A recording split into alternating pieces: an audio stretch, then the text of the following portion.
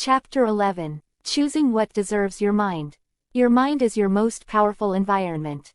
What you consistently allow into it shapes what you believe, how you feel, and ultimately how you live. You do not become what you want.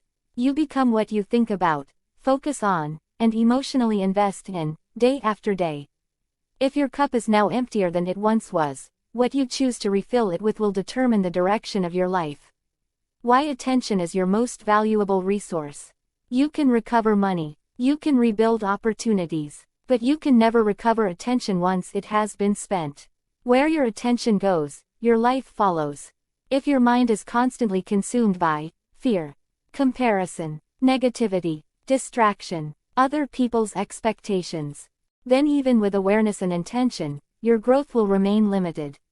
Not because you are incapable, but because your mental environment is hostile to the life you are trying to build. Your inner world creates your outer world. Your thoughts influence your emotional state, your decisions, your behavior, your consistency. You may not control every event in your life, but you always influence the meaning you assign to it. And meaning determines response. The same situation can produce resilience in one person, hopelessness in another, action in one, avoidance in another. The difference is not circumstance. It is what occupies the mind. Filtering what you allow in. Choosing what deserves your mind is not about ignoring reality.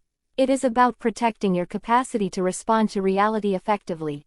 You must become selective about what information you consume, what conversations you participate in, what content you repeatedly expose yourself to, what environments you place yourself in. Not everything that is available is worthy of your attention. Not everything that is loud is meaningful.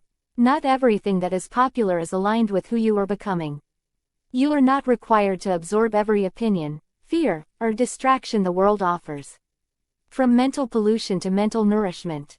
Just as your body is affected by what you eat, your mind is affected by what you consume. Emotionally and intellectually. Ask yourself, does this strengthen me or drain me? Does this expand my perspective or shrink it?